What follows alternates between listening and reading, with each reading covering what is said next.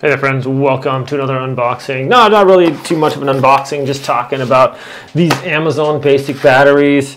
I started getting them probably a couple years, no, actually probably about 4 years ago now. I used to get Duracell, but now all I get is these. I did actually get a comparison with Duracell. These last just as long and they're like a third of the price, so they're crazy good.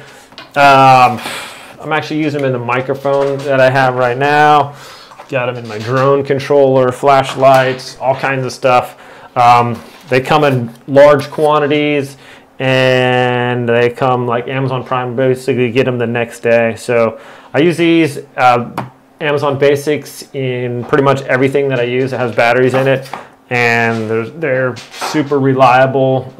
They last a long time. I've never had any of them leak. You know, if you leave things in a flashlight or something over time, and then you go to use your flashlight, it doesn't work, you open it up and it's got like this battery acid stuff coming out of it.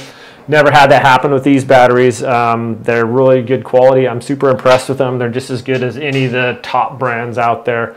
Yeah, so I thought I'd just share this one real quick with you guys. Hope you have a great day, and I'll see you next time.